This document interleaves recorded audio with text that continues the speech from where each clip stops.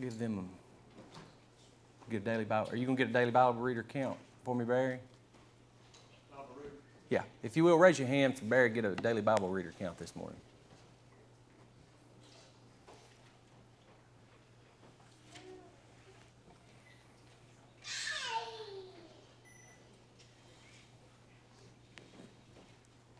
I'll let him go grab us some books, if you don't mind. You have some quarters?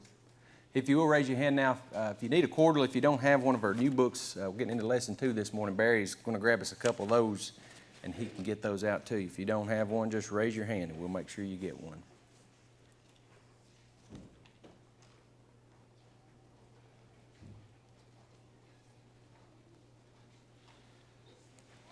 But again, we're going to be studying lesson 2 this morning, page 12 in your quarterlies.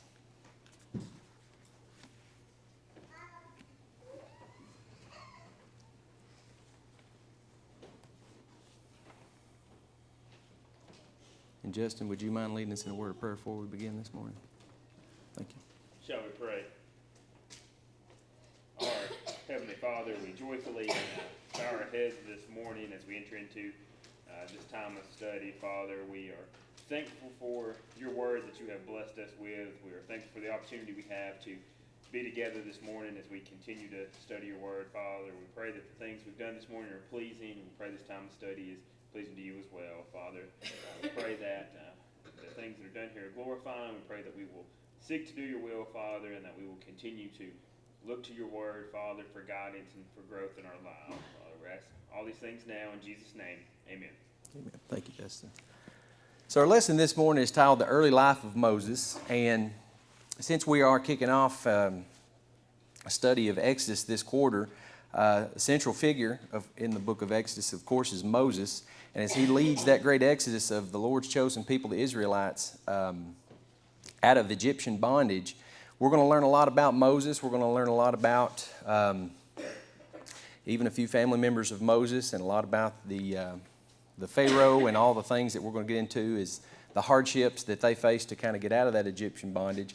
But Moses is a central figure of this, and we're going to focus today about the early life, the birth of Moses. And I'm sure this is a lesson that we're all pretty familiar with. Actually tends to be a pretty popular child story that we can tell or teach our children downstairs. And actually, in preparation for this lesson, it was a week or two ago, I had my companion book, kind of reading it, kind of studying, doing a little bit of preparation, and Haven kind of leans up over my shoulder and asks, "What you reading?" And I said, "Well, I'm just studying for the lesson I'm probably going to give here in a week or two, and it's about baby Moses and his mother. Right now, I'm actually learning about his mother building a little ark for him to put him into the river." And she goes, "Why didn't they just call her Jochebed?" I was pretty impressed. I was like, well, very good. So that does teach us that our little ones do, and I see Leilani kind of doing a little fist pump. That's probably because you, Leilani, so thank you for that. The birth of Moses, the story of how he survives what at this point in time, as Chris pointed out in our first chapter in the introduction, at this point in time in Egypt, there's a little bit of a fear of the rising up and overpowering of the Israelites that the Egyptians kind of have as their slaves for labor and everything that they're doing. And to avoid that, the Pharaoh asked for all the male children that are born to be thrown into the river and to essentially have them killed so that maybe they could control the population. It's a little bit of a form of genocide, I guess you could say. But it is a pretty popular children's story, but to us it is something that's chronicled in the Bible. And as we're going to kind of point out today, there's a little bit more to take from all these things that are more than just chance of how Moses survived being killed and how eventually he's going to grow up in the kingdom of the Egyptians to learn more about them. There's more to this sometimes than we give credit to, and I think that's going to be the point of the lesson that we're going to study this morning. But when you think about a story about someone's birth and early life, I tend to think about maybe other examples in the Bible. Does anybody have any examples that they can think of other than Moses that are chronicled in the Bible? Somebody that was important or somebody that was great, that instead of just saying that this person was born, that there's actually a little bit of explanation into the birth or how they came about. Does anybody have anybody that comes to mind? Elaine's Jesus, of course. The greatest story that we can think of, talking about their birth and the great things that they have to overcome, is we all know the story of Jesus and his birth. In just a second, I'm going to draw a little bit of parallels that I've noticed about, and I'm sure we all have probably noticed before, but not necessarily thought about. But Jesus, of course, is one of the greatest stories of somebody's birth in the Bible. Of such a special person of Jesus, it is good that we have quite a bit telling us about that birth.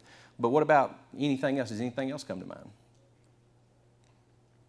The companion kind of gives us a couple of examples. Now, whether we want to consider this person great or not, Samson, we just finished our study of Judges, and of course we know of the life of Samson and the great powers and the strength that he possessed. In Judges chapter 13, we learned about how his mother was barren and not able to have children, but she was also commanded not to drink or to eat anything unclean, and that at the birth of Samson he was given his Nazirite vow, and that a razor was not to touch his head. And we learned about apparently how that was a great power that was possessed from that Nazirite vow, that his hair was to never be touched. And Samuel also is kind of given as an example of the birth of Samuel. Now, I have to be honest, that was one that I was not as familiar with, but in the book of 1 Samuel, chapter 1, we learn that Samuel's parents are Elkanah, if I'm not pronouncing that right, Elkanah and Hannah. But Elkanah also had another wife named Peninnah, and it tells us that she had a few children, and that Hannah was unable to have children. And actually, she was very sorrowful over this. And the other wife, Peninnah, actually kind of ridiculed her over the fact that she wasn't able to have children. So she prayed that she could have a child, and that eventually Samuel was born to her. And Samuel obviously went on to play a great role, to be a great prophet and leader, and helping to establish the kingdoms of Israel, the great kingdoms of King Saul and then King David, and he was kind of had a big part to play in that. So those are a couple of other good notable stories of birth. But going back to Jesus, there was a couple similarities before we get into our lesson that I noticed that I thought was worth pointing out. Similarities in the births of Jesus and Moses. Both of these men were Jews, and in their births, they were born during a period when Gentiles ruled the people of Israel. Of course, as we're talking about in Exodus, the Egyptian had dominion over the Israelite people and had them as slaves. And then when we read about Jesus' birth in the New Testament, the Romans had the rule over at that point in time. Both were born in secret to avoid the orders of the rulers at their time. And as Chris pointed out, the Pharaoh had ordered all the Israelite young boys that were born, they ordered them to be killed at their birth. Let me get my book out. I don't think I have that ready. We talked last week about Shippa and Pua. I'm sure I'm totally butchering those names, but we also know of the great role that they were to play into kind of not necessarily going along with the orders of Pharaoh. But nevertheless, it was ordered to let the young boys that were born at that time, the infant children that were men or boys, be ordered to be killed. And at the time that Jesus was born, Herod actually had ordered basically the same thing. And so that both of these great men that played such a great role in the Bible, they were born in secret to avoid being killed. Now, Moses was a great patriarch of the Old Testament who was given the law by God, and he was chosen to lead the Israelites out of Egypt and out of bondage. And Jesus, our Savior, who died for our sins, was brought and brought us the new covenant to replace Moses' law.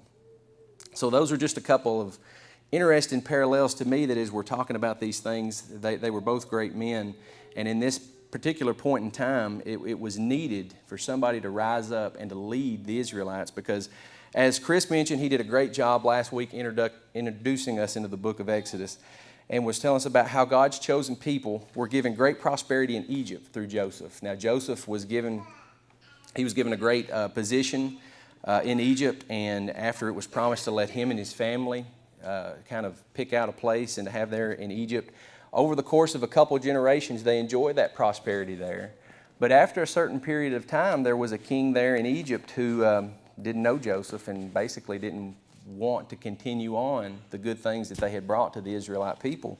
So they essentially put them into bondage and used them as slaves at that point. And Stephen actually chronicles this. As we were going through Bible Bowl, there was actually some questions revolving around this in the book of Acts.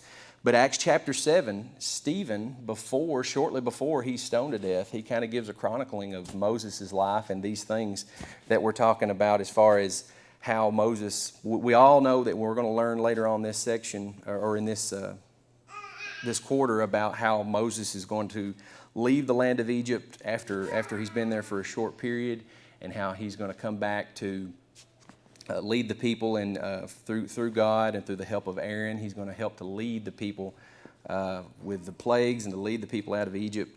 But the chronicling leads that Stephen gives us in Acts chapter 7 also kind of goes on otherwise to tell us in the Bible the story of Moses. But we're going to be focusing today on the early life of Moses. And it really is not as much early life as it is the birth. It's more particularly the birth.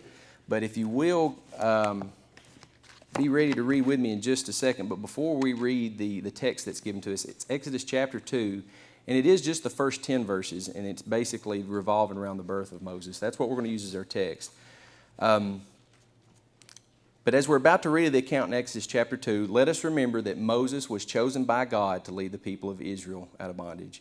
And through the providence of God, Moses' life was spared, and he was given the opportunity to grow up and live his early life in the household of Pharaoh.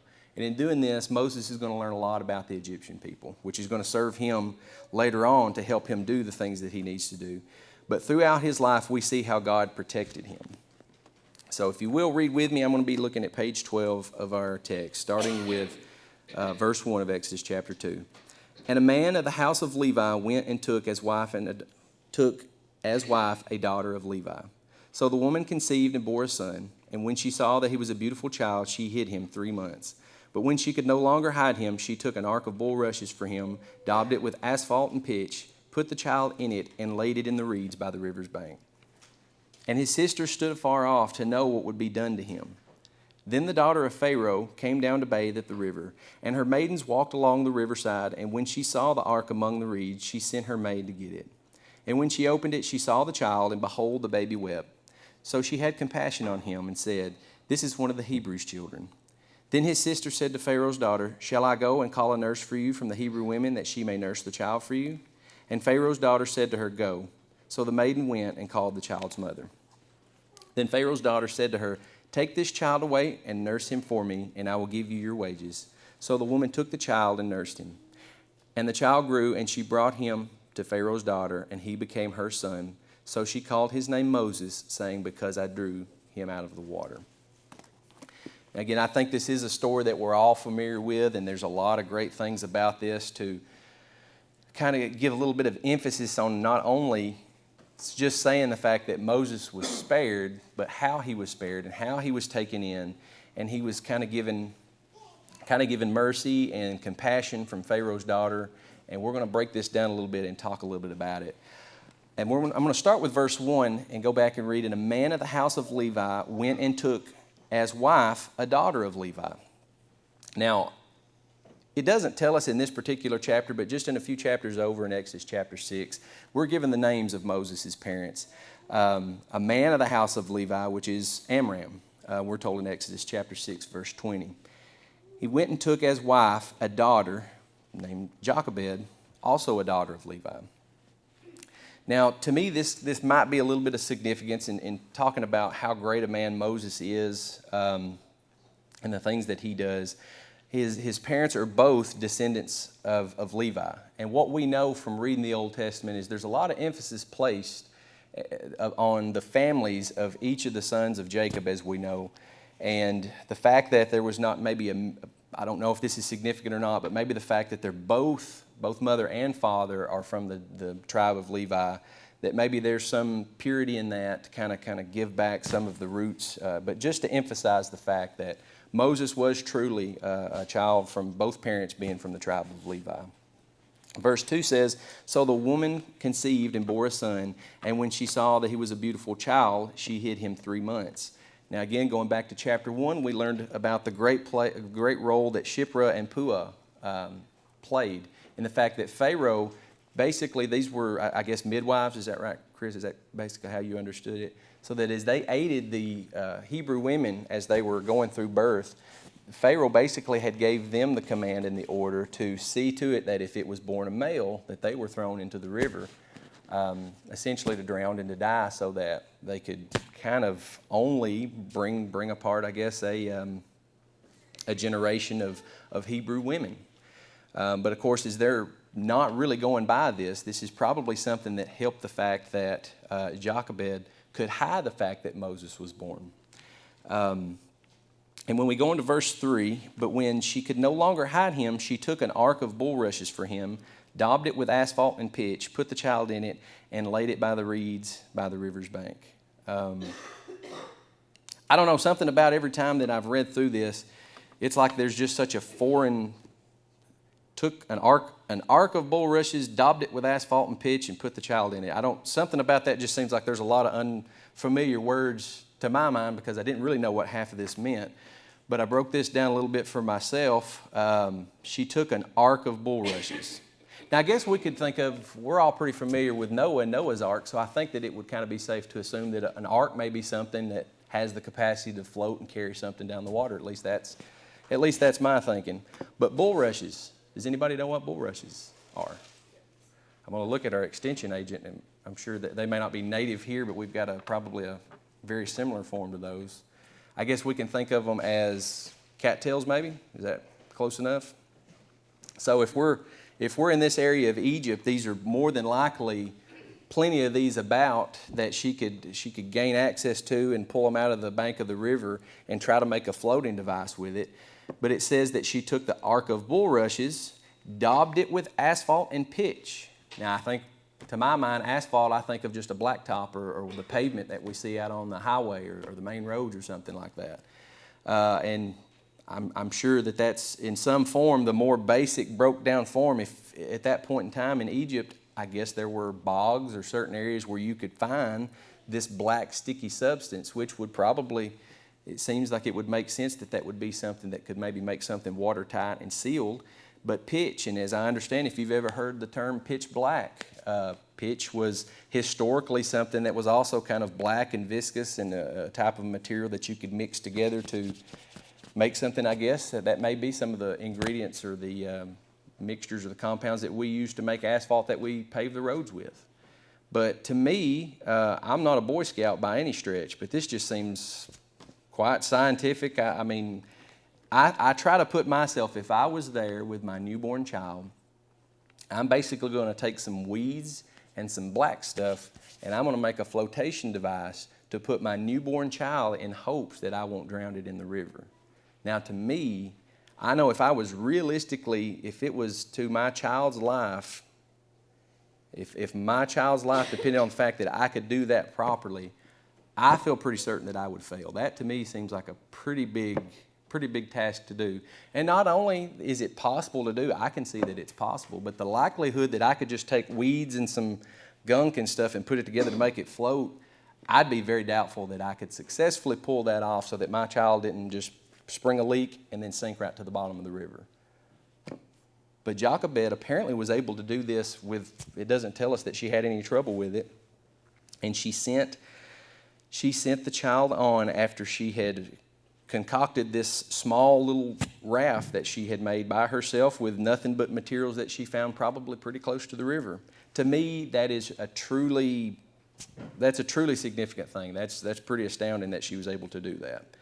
And then going on to verse 4, whether this was by plan by Jochebed or not, verse 4 tells us, and his sister stood afar off to know what would be done to him. So as Jochebed was preparing this little raft, or this ark as we're told, the child, I assume it means Moses' sister, stood afar off as she placed it in the water to kind of see what would happen. Now, I think we do know that Moses did have some siblings. Can anybody name any of the siblings of Moses that we're told about in Exodus and Numbers? Miriam.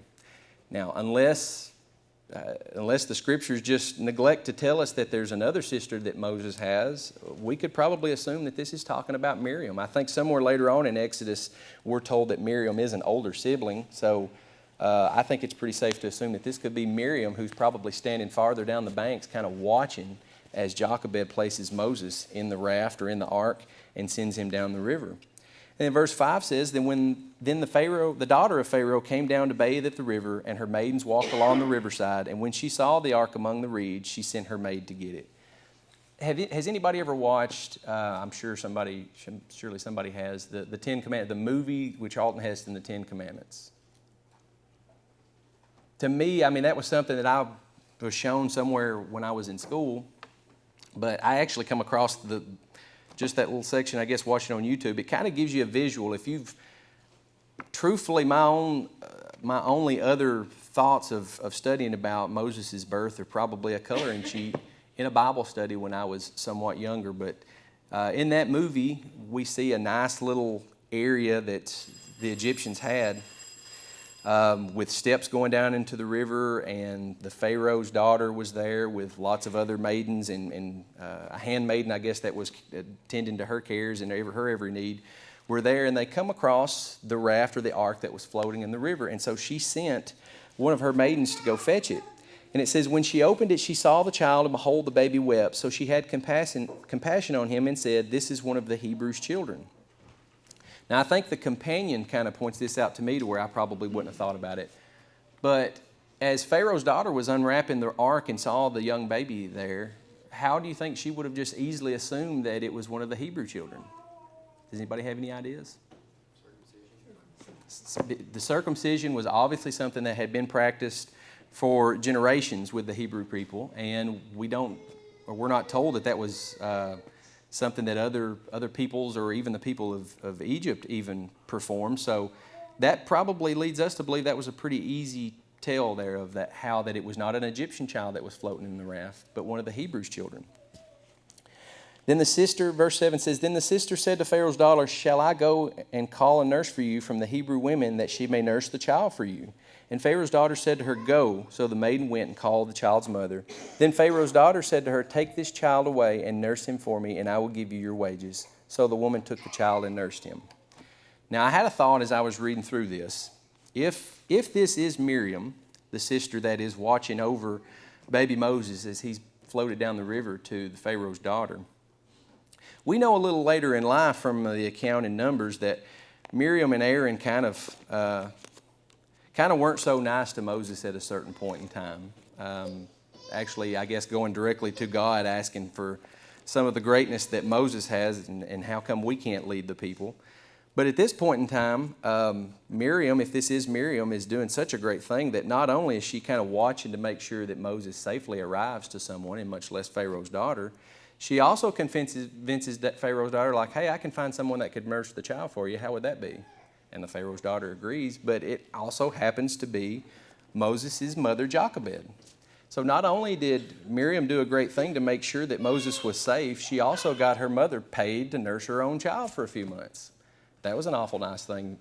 Whether that was the plan or not, that is how we're given to it. And that is truly a great thing, because as a parent, I know that none of us could imagine just giving our child away. Jochebed's doing this obviously to save his life, but it still would be a tough thing to watch your child kind of float down a little bit, basically going away from you from that point.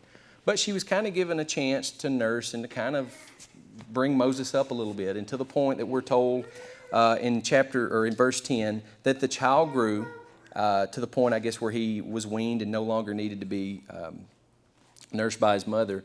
But she brought him to Pharaoh's daughter, and he became her son. So she called his name Moses, saying, because I drew him out of the water. And from everything that I have kind of studied about this, the translation of Moses, or in some form, it means to draw out of. And since she drew him out of the water to save his life, she called him Moses.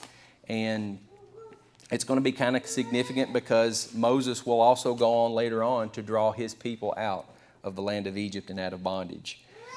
I am going to use the book for just a second to finish this up. I think the first bell, did it not ring just a second ago? I think that it did a great job on pages 18 and 19 as a good way to sum up the lesson. The entire story reverberates with an irony that highlights Yahweh's, and I'm reading this directly from page 19, from Yahweh's providence and prefigures his later redemption of the nation. Number one, the Nile River, the Nile that became an instrument of destruction for most Hebrew children, became also a means of saving Moses. And with that, number two, it says, though females were spared, females also frustrated Pharaoh's plans, because Moses' mother obeyed Pharaoh's order in a way that spared the child. they were told to put the male children into the Nile River. Technically, Jochebed did that by placing Moses into the river, but she did it in such a way that she was also going to save his life. B, Pharaoh's daughter, who was a female, saved the very one who would lead in the destruction of the nation. C, Moses' sister's advice resulted in his own mother serving as a nurse. And D, Moses' mother was paid to nurse him. Later on, Moses is going to get education in the Pharaoh's court, and that's going to give him knowledge to be able to lead him out of Egyptian bondage and lead him to the promised land. And lastly, Moses' name, though given to him by Pharaoh's daughter, highlights the part he later played in Israel's redemption. So this is obviously a great story of the birth of Moses. Moses is going to go on to do some great things, as we're going to study later on in this quarter study. Does anybody have any questions or comments for me before we end today? Why was Moses given a Hebrew name by Egyptians? Why was Moses given a Hebrew name? That's an interesting question. If I'm going to take a guess real quick, because I know the bells rang, the translation on this is mostly Hebrew. There is a little bit of Egyptian translation for the name Moses as well. And I've studied that part. We don't have the time to get into it, but the Egyptians gave that name as kind of a name of the son of a god. Is that correct? Is that what you're aware of? So I think that maybe, I don't know if it was intentional that she gave him a Hebrew name, but that it also turned out to be a Hebrew translation. But I don't have an answer for that. I don't know if that was coincidental that it kind of had two parts, but it is still a good thought there. Yeah. Thank you for your attention today. Appreciate y'all being here this morning. What are you trying to do?